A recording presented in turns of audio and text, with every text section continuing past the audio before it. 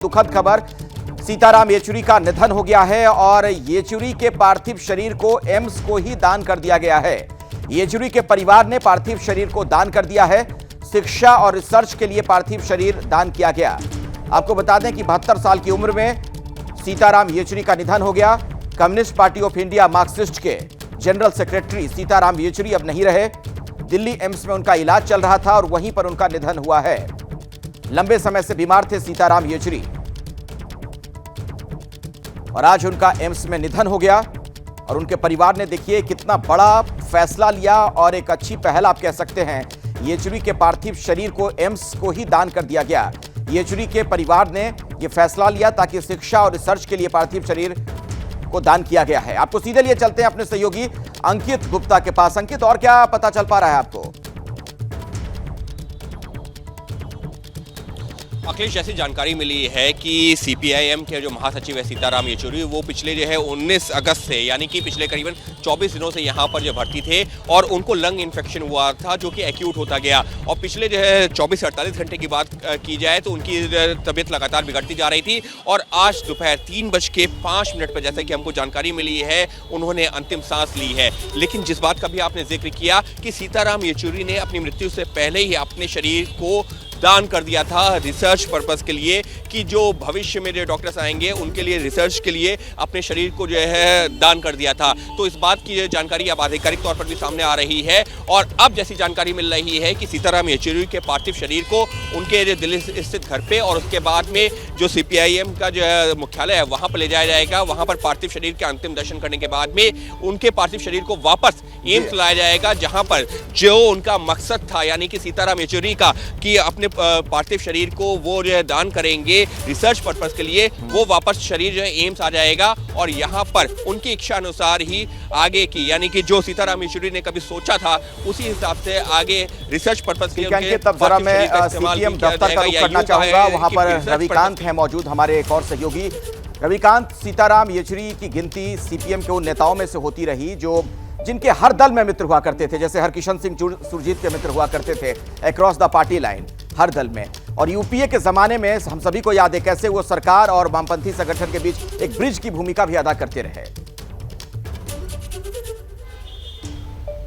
अखिलेश, जो बात आप कह रहे हैं उसी की नज़ीर है कि आज जो इंडिया गठबंधन दिखाई दे रहा है, उसके जो पीछे जो सूत्रधार थे उनमें से प्रमुख सूत्रधार सीताराम येचुरी थे। अभी हमारी यहाँ पे हन्नान मुल्ला हैं, 30 साल सांसद रहे हैं, वरिष्ठ नेता हैं सीपीएम के।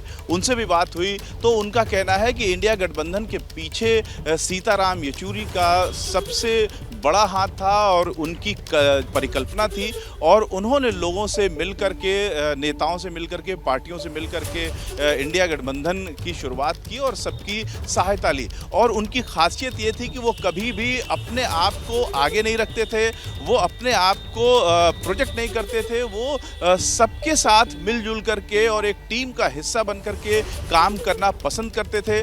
और सीपीआईएम के अंदर भी, सीपीएम के अंदर भी वो इस तरीके की भूमिका रखते थे। और जो अक्रॉस द पार्टी लाइन उनकी दोस्तियां थी, उसके चलते भी ये कभी भी ऐसा नहीं हुआ कि कोई बड़ा काम उन्होंने किया हो और उसका क्रेडिट लेने की कोशिश की हो। हमेशा उनका ये ध्येय रहता था कि जो एक विपक्ष है वो मजबूत रहे, उसको जोड़ने के लिए वो सूत्रधार का काम हमेशा करते रहते थे। वो चाहे कांग्रेस का टाइम हो या अब बीजेपी का समय हो या कोई भी सरकार हो, वो हमेशा जो जनता का पक्ष है उसको कैसे पॉलिटिकल प्लेटफॉर्म पर लाया जा सके, इसकी भूमिका हमेशा अदा करते थे। बनाते रहे पार्टी के अंदर भी रविकांत। हो जैसे वामपंथी दलों की बात की जाए तो हमेशा वहां पर दो धाराएं बहती रही हैं। कुछ सुधारवादी नेता रहते हैं, कुछ हार्डलाइनर्स माने जाते हैं। तो जैसे प्रकाश करात को माना जाता रहा कि हार्डलाइनर है, पार्टी के नीतियों को लेकर, सोच को लेकर हमेशा बहुत हार्डलाइन रखते थे। लेकिन सीताराम येचुरी बहुत लिबरल नेता के तौर पर जाने जाते रहे।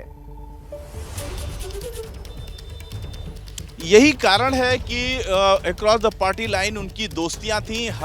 आज जब उनका निधन हो गया है, बीजेपी की ओर से भी तमाम मंत्री और नेता उनके लिए ट्वीट कर रहे हैं, और कांग्रेस में राहुल गांधी हों या जयराम रमेश हों, हर एक ने तुरंत ही उनको लेकर के काफ़ी गंभीरता के साथ उनको याद किया है, उनके योगदान को याद किया है। और बता दें कि पार्टी के अंदर भी उनकी पकड़ शुरू से मजबूत रही है। लगातार तीसरी बार वो पोलित ब्यूरो के मेंबर बने थे। 3 साल का एक टर्म होता है और 9 साल उनके पूरे हो रहे थे पोलित ब्यूरो में मेंबर के, और साथ साथ जनरल सेक्रेटरी के। तो 9 साल से वो जनरल सेक्रेटरी थे। लगातार 3 बार जनरल सेक्रेटरी होना सीपीएम में बड़ी बात मानी जाती है, क्योंकि हर बार चुनाव होता है और उस चुनाव की लंबी प्रक्रिया होती है, उससे गुजर करके जनरल सेक्रेटरी कोई बनता है। तो पार्टी के अंदर भी उनकी काफी मजबूत पकड़ थी। बिल्कुल, और एबीपी न्यूज भी कॉमरेड सीताराम येचुरी को श्रद्धा सुमन अर्पित करता है।